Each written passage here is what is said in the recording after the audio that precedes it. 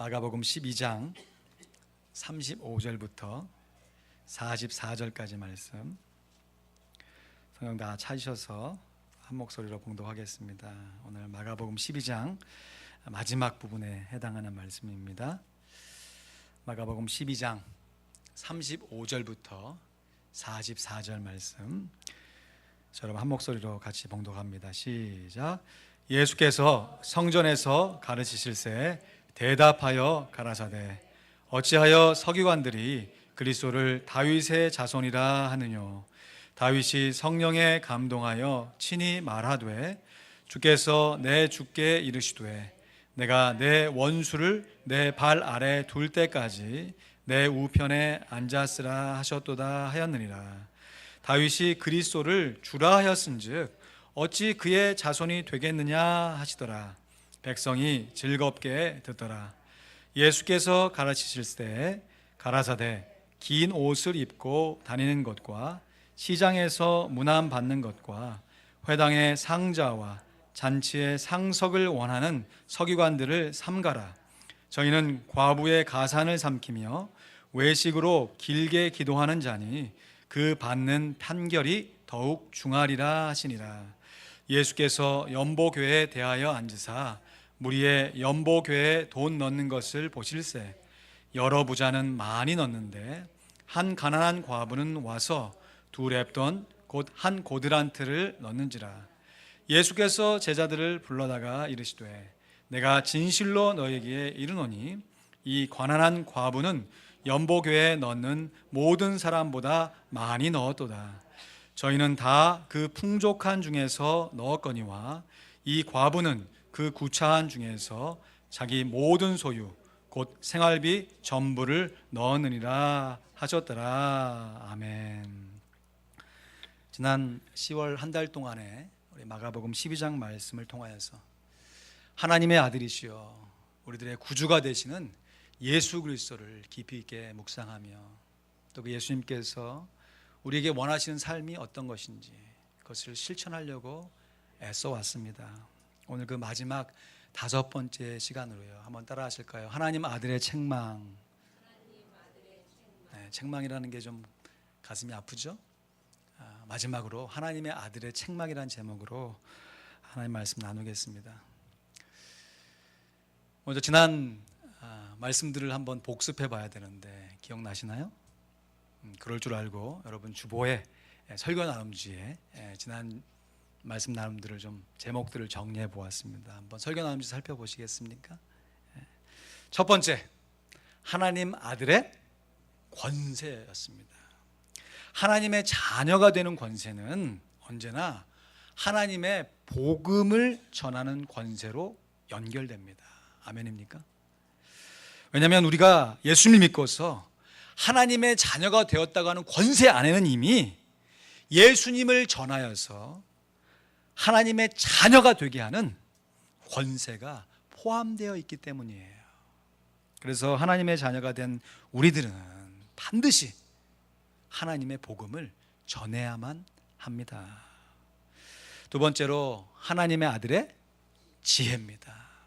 예수님께서 바늘과도 같이 콕 찌는 잠언의 말씀으로 당시의 종교 지도자들에게 따끔한 교훈을 주셨습니다. 왜냐하면 외식함으로 하나님을 시험하는 것이 얼마나 어리석은 일인지, 반면에 진실함으로 하나님을 경외하는 것이 얼마나 지혜로운가를 예수님께서 말씀해 주셨기 때문이에요. 그래서 우리들 역시 외식을 버리고 진실하게 하나님을 섬겨야 합니다. 세 번째, 하나님 아들의 부활입니다. 우리들에게 부활의 능력이란 장차 장래에 얻게 될 영생의 소망일 뿐만 아니라 오늘 우리의 삶 가운데 현재의 기도의 능력인 것이에요. 왜냐하면 하나님의 아들이신 예수님께서 부활하셨듯이 하나님의 자녀들인 우리들도 언젠가 부활하게 될 것이기 때문이에요. 그래서 이러한 부활의 소망을 갖고 살아가는 하나님의 자녀들은 될 수 있으면 아침에 일찍 일어나고, 그것이 좀 어려우면 시간을 꼭 정해놓고 기도하며 부활을 소망하며 살아야 하는 것이에요. 네 번째, 하나님 아들의 계명입니다. 우리는 하나님을 사랑하기 때문에 예수 그리스도를 주님으로 믿는 것입니다. 그리고 그렇게 예수 그리스도를 주님으로 믿기 때문에 이웃을 사랑하는 것이에요. 왜냐하면 우리들이 구원을 받기 위해서 계명을 지키는 것이 아니라 이미 구원을 받았기 때문에, 할렐루야, 계명을 지키는 것이기 때문이지요. 그래서 감사함으로 하나님을 사랑할 수 있고요, 자원함으로 이웃을 사랑할 수 있습니다. 그리고 오늘 마지막 다섯 번째 시간으로 하나님 아들의 책망이에요. 왜 책망의 말씀이 맨 마지막에 나와 있을까? 여러분, 무엇에 대한, 누구에 대한 책망인 것이지요?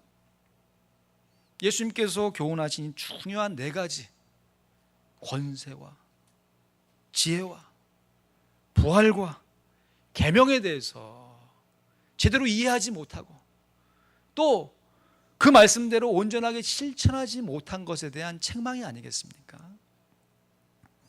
지금까지 예수님과 지배할 만큼 논쟁을 벌여왔던 당시의 종교지도자들, 특별히 서기관들에 대한 책망의 말씀이에요. 특별히 서기관들이 예수님을 이해하려고 들지 않아요. 자기가 갖고 있는 편견을 가지고, 오해를 가지고 예수님 앞에 계속해서 질문을 할 뿐만 아니라 또 한편으로는 외식함으로 자기는 하나님 말씀에 잘 순종하는 것처럼 다른 사람에게는 그럴듯하게 보이지만 정작 그 중심에는 하나님을 경험함이 없는 외식함으로 하나님을 섬겼기 때문에 그래요. 하나님 아들의 책망은 결론적으로 오해함과 외식함에 대한 책망인 것이에요. 아유, 우리는 그렇지 않아, 이거는 저 서기관들 얘기야 라고 치부해 볼 것이 아니라 오늘 마지막 하나님 아들의 책망의 말씀을 우리가 하나님 말씀을 받으면서 혹이라도 나의 삶 가운데 예수님을 오해하거나 외식함으로 신앙생활을 했던 삶의 모습이 있지는 않은지 우리 자신을 되돌아보고 진실된 마음으로 하나님을 섬겨갈 수 있는 우리 모두가 되기를 간절히 축원드립니다. 첫째로 서기관들이요, 자신들의 오해 때문에 예수님의 구원을 온전하게 이해하지 못합니다. 오늘 본문 35절 36절 말씀 보실까요? 예수께서 성전에서 가르치실 때 대답하여 가라사대 어찌하여 서기관들이 그리스도를 다윗의 자손이나 하느뇨? 다윗이 성령에 감동하여 친히 말하되 주께서 내 주께 이르시되 내가 내 원수를 내 발 아래 둘 때까지 내 우편에 앉았으라 하셨도다 하였느니라. 성령에 감동된 다윗이요, 이렇게 고백했다는 거예요. 주께서 내 주께 이르시되, 한국어는 그냥 주주, 똑같은 주로 번역해 놓았지만 첫 번째 주는 히브리어로 하나님의 이름인 여호와, 야훼 하나님이라고 기록되어 있고요, 두 번째 주는 히브리어로 주님을 뜻하는 아도나이로 되어 있습니다. 그러니까 다윗은 시대적으로 예수님보다 훨씬 이전에 살았던 사람이잖아요. 그런데 여호와 하나님을 고백하면서 그 여호와 하나님이 또 다른 주님에게 이렇게 말씀하셨다, 다시 말해 장차 오실 메시아를 주님으로 고백했다고 하는 것이에요. 지금 이 말씀은 다윗이 쓴 시편 110편 1절 말씀을 인용한 것인데 여기에는 하나님과 주님이 아주 분명하게 구분되어 있습니다. 같이 읽습니다. 시작. 여호와께서 내 주에게 말씀하시기를 내가 내 원수로 내 발등상 되게 하기까지 너는 내 우편에 앉으라 하셨도다. 지금 하나님, 여호와 하나님이 계시는데 그 하나님이 또 다른 주님에게 말씀하셨대요. 근데 그 주님이 어떤 분이냐면 하나님이 너는 내 우편에 앉았으라 하신 분이라는 거예요. 여러분, 하나님 보좌 우편에 앉아 계신 분이 어떤 분이십니까? 예수 그리스도, 예수님이시잖아요. 다윗이 예수님을 주님으로 고백했다라고 하는 것이에요. 물론 혈통적으로 보면 메시아는 다윗의 후손으로 오신 분이어야 합니다. 그것이 맞아요. 특별히 예수님 이 당시만 해도 이스라엘 나라가 로마의 식민 통치를 받고 있는 상황이기 때문에 다윗의 후손으로 오신 메시아가 이 식민지의 생활을 끝내고 민족적인 해방을 이룰 것이라고는 기대가 아주 충만했던 때거든요.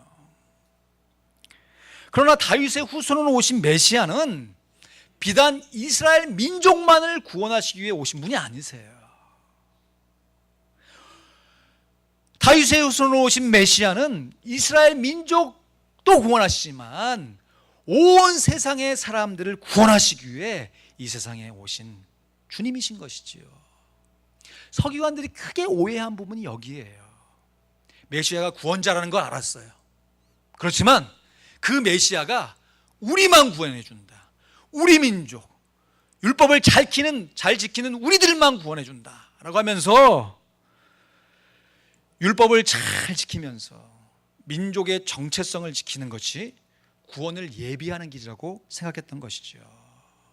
그래서 율법에 테두리를 씌우고 그 테두리 안에서 들어오지 못한 사람을 정죄하고, 그로 말미암아 사람들에게 하나님의 구원의 길을 열어 보이는 것이 아니라 오히려 그 구원의 길을 닫게 만든 장본인이 되었던 것이에요. 예수님께서는 유대인뿐만 아니라 누구든지 말 그대로 예수님을 믿으면 누구든지요 구원을 얻게 하는 주님이신 것이에요. 그래서 유대인이든지 헬라인이든지요, 남자이든지 여자이든지 어른이든지 아이든지 어떤 민족이든지 성별과 나이와 재산과 학력과 직업을 다 초월해서 누구든지 예수님을 믿으면 구원을 얻는 줄로 믿습니다. 로마서 10장 10절에 사람이 마음으로 믿어 의에 이르고 입으로 시인하여 구원을 얻는다 그래놓고 11절 말씀부터 같이 읽어볼까요? 13절까지 시작. 성경에 이르되 누구든지 저를 믿는 자는 부끄러움을 당하지 아니하리라 하니 유대인이나 헬라인이나 차별이 없습니다. 한 주께서 모든 사람의 주가 되사 저를 부르는 모든 사람에게 부요하시도다.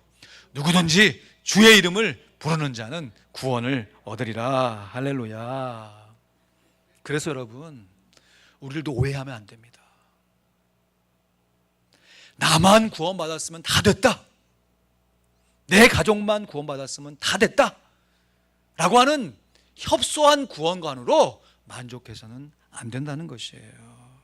생각해 보세요. 천국에 갔는데 아무도 없고 달랑 나 혼자 구원받아서 왔어.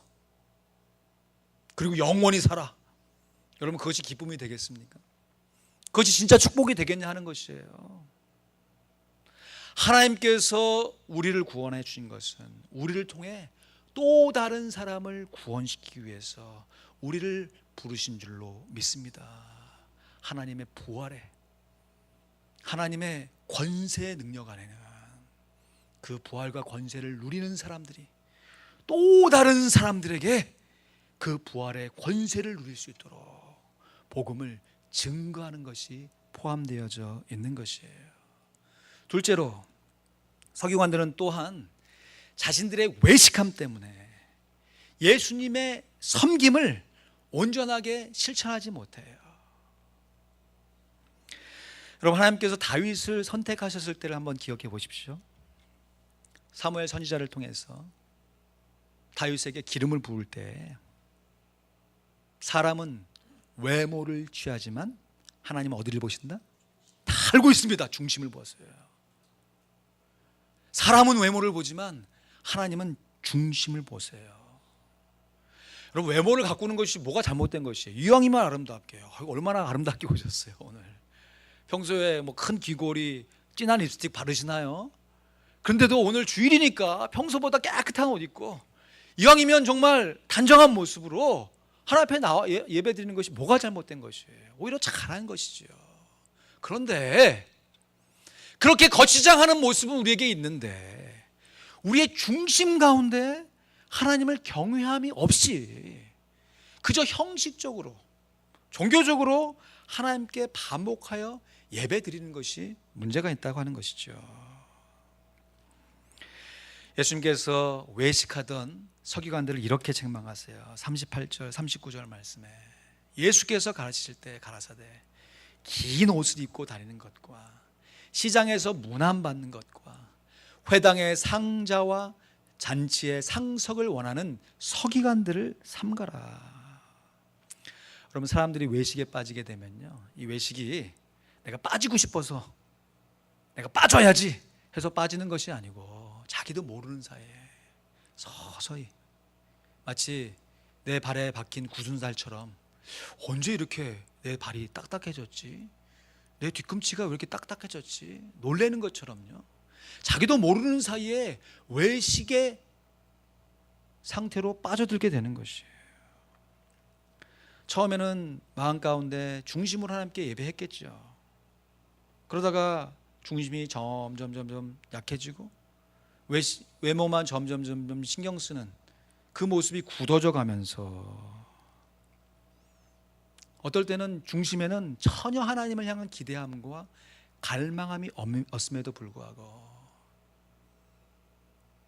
예배의 순서에 따라서 형식에 맞춰서 그저 앉아있는 모습으로 참여하는 모습으로 전락될 수 있다고 하는 것이에요. 이렇게 중심을 신경 쓰지 않고 외모만 신경 쓰는 사람의 특징이 있어요. 그것이 먼저 다른 사람들로부터 인정함에 굶주려 있다는 것이에요. 긴 옷을 입고 시장에서 문안받고 회당의 상좌 잔치의 상석을 원하는 서기관들, 이 사람들이 그 당시에 사람들의 인정을 받기 위해서, 또 이어지는 40절 말씀에 보니까요, 저희는 서기관들이죠, 과부의 가산을 삼키며 외식으로 길게 기도하는 자니 그 받는 판결이 더욱 중하리라 하셨습니다. 외식으로 똘똘 뭉쳐있는 사람의 두 번째 특징은요, 다른 사람에게 인정받는 것에 굶주는 뿐만 아니라 사회적으로 소외된 사람들을 착취하면서도 겉으로는 자기들의 종교적인 열심을 자랑한다는 것이에요.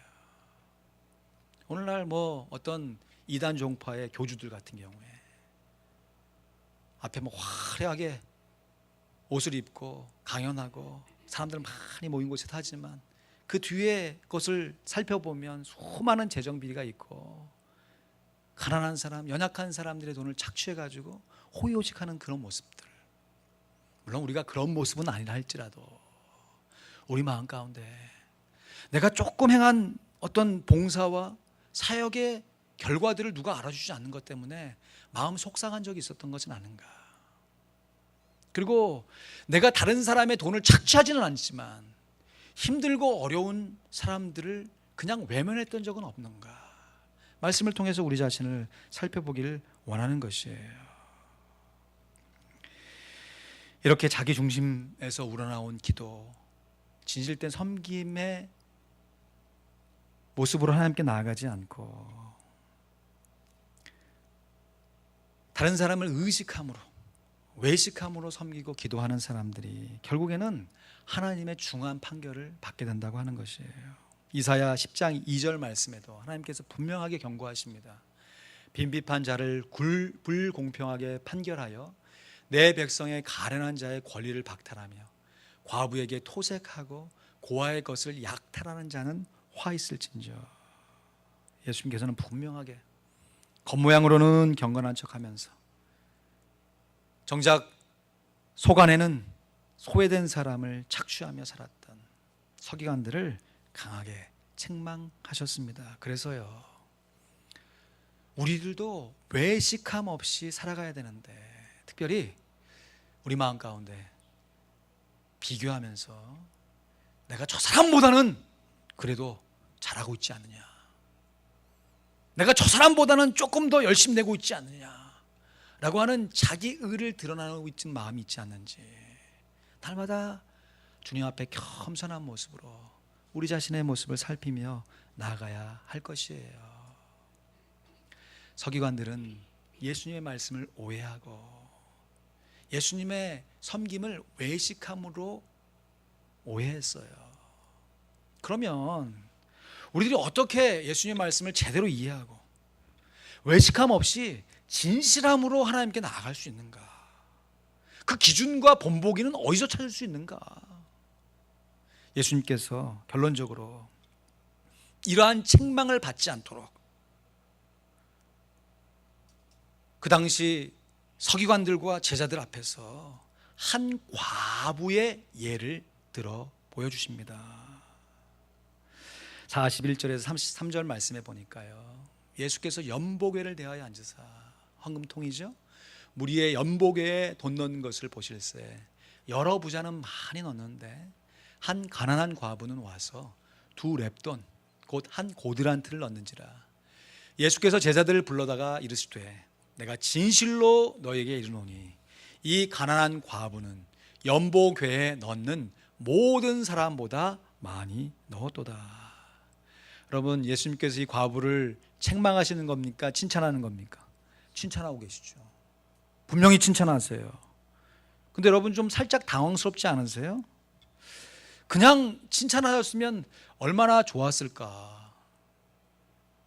근데 과부가 헌금한 액수까지 다 공개하실 필요가 있으셨을까? 여러분, 만약에 오늘날에 누군가가 이런 식으로 헌금을 했는데 그 헌금한 액수까지 다 공개하면서 그 사람이 드린 헌금이 요만큼인데 요것이 이 사람 하루 생활비 전부였습니다, 대단하지 않습니까? 하는 것이 칭찬하시는 것이겠어요? 창피를 주는 것이겠어요? 제가 아는 어떤 친구가요, 한 오래전 얘기예요. 여행을 하다가 어느 지역에 가서 예배를 드리는데 그 예배, 우리 교회도 그렇지 않습니까? 뒤에 보면 헌금통에 나와 있고, 그 교회는 헌금 드린 사람들 명단이 쭉 이렇게 기록이 되어 있었나 봐요. 근데 그 맨 위에다가 그 이름이 헌금순 이렇게 되어 있는 거예요. 그리고 그 위에 뭐 오늘 우리 말하면 뭐 김용환, 우리 심은장로 이름이 쭉 이렇게 들어가 있는 거예요. 그거 딱 보고서, 야, 무슨 이런 교회가 다 있냐, 이거 뭐 헌금 많이 한 순서대로 지금 헌금순 이렇게 돼 있는 거야, 아니면 뭐 교회 직분자 순서대로 이렇게 돼 있는 거야. 나중에 친교하면서 알게 되었대요. 주보 받는 사람이 오타를 낸 거예요. 원래는 한금순인데 그거를 오타를 내가지고 헌금순 이렇게 돼 있는 거예요. 교회 예배 드리면서 성도들이 얼마나 놀랐을까요? 헌금순, 이게 무슨 얘기야?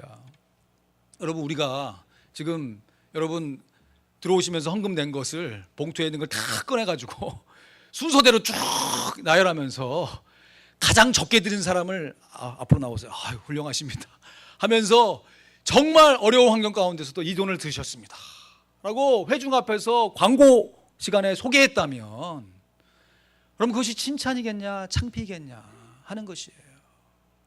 그러나 분명한 것은 예수님이 지금 이 과부를 창피 준 것이 아니라 칭찬하셨다는 것이에요. 어쩌면 우리들도요, 이미 하나님의 말씀을 온전히 이해한다고 하지만 부족한 것이 많고, 외식하지 않고 진실함으로 산다 하지만 우리의 삶의 굴레 가운데 이미 외식함으로 우리의 마음이 굳어져 있는지도 모르겠어요. 이 가난한 과부가 헌금했던 돈의 액수가 2렙돈입니다. 한 렙돈이 한 데나리온의 128분의 1이래요. 2렙돈이니까 64분의 1이겠죠. 오늘날 금액으로 대략 환산해 보면 한 렙돈이 2렙돈이 합쳐져서 64분의 1의 한 데나리온이니까, 데나리온이 일반적으로 한 노동자가 하루 일상의 품삯이라고 그러잖아요. 뭐 오늘날 뭐 하루 일해서 100불, 200불, 500불 받으신 분이 계시겠지만 그냥 계산하기 편하게 한 100불 받는다고 치죠. 그럼 100불에 64분의 1이에요. 64분의 1. 지금 이 과부가 2렙돈을 들였다고 했으니까 한 2불이 채 안 되는 그 돈을, 그거 좀 넘나요? 그거를 지금 자기 생활비 전부로 드렸다고 하는 것이에요.